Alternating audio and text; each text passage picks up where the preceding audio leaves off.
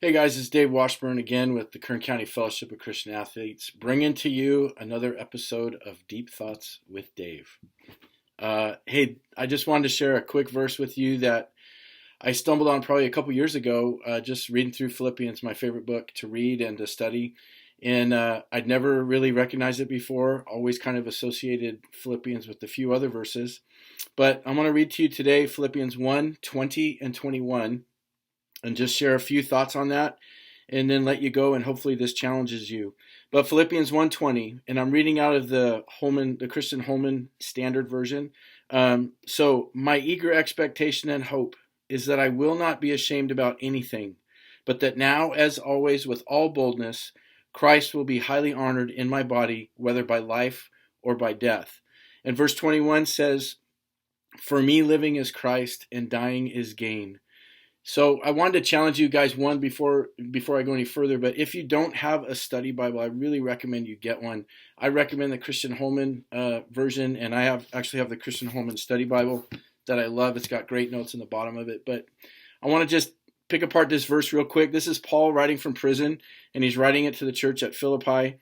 And I just want to just pick up this thought. This is what grabbed me. My eager expectation and hope is that I will not be ashamed about anything. So that first sentence, just looking at your life as a believer, as maybe a leader, or just even somebody leading your family. For me, leading a ministry and used to be a coach, that what I do and what I portray and how I live my life, that I wouldn't be ashamed about it. That people couldn't point to me and go, "Hey, you're messing up in this area. You need to be looking at yourself and thinking, is there some stuff I need to get out of my life so that I can just be better in the sight of the Lord, because he gave his life for me and I need to give my life back to him as a living testimony," right? So if I'm really taking hold of who I am in Christ, that I need to be becoming a better Christian every day, I need to examine myself and I need to look at things that might be pulling me down or keeping me away from being closer to Jesus. So look at those things that you may not need,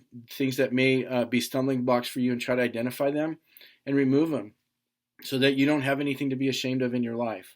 And then the second part of this verse, it says, it says, the eager expectation and hope is that I will not be ashamed about anything, but that now, as always, with all boldness, Christ will be highly honored in my body, whether by life or by death.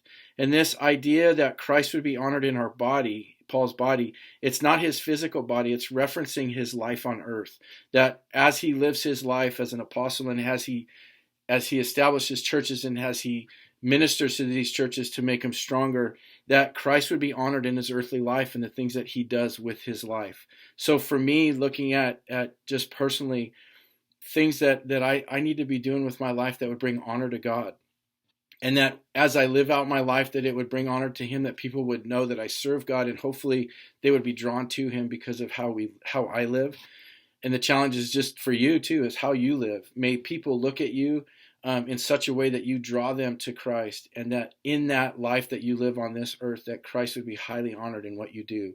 And that even in our passing, that people would reflect on the things that we have done, and that our testimony would live on beyond our death, that people would be, again, drawn closer to Christ, and that he would be honored in the way we lived and the way we died and the things that we left behind. And then that verse 21, which is probably more recognizable for some people, for me living is Christ and dying is gain.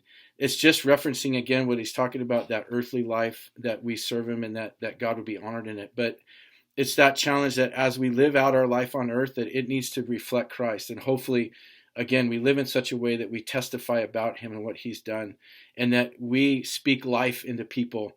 I just listened to Toby Mac right before I did this devotion, and I listened to that song, Speak Life. The video is pretty powerful, of just people that are wrecked by people's words, and yet this little child comes in and speaks life to them, and they come back alive. But may we be the voice of truth, the voice of joy, the voice of love, and the voice of reason during all this craziness, that we speak Christ to people, and that ultimately many would come to know Christ because of your living testimony and mine as well. And then knowing that when we do pass and the Lord calls us home, that, man, our great reward is in heaven.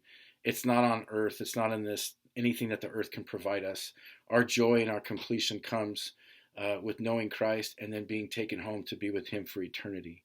I pray that this would be an encouragement to you. Again, it was Philippians 1:20 and 21, that you would look at your life and look at things that you don't need to be worrying about, and that you would focus on those heavenly things that would draw people to Christ. And hopefully your words that come out of your mouth will speak life and uplift people rather than destroy.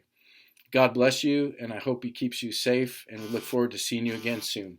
Thank you.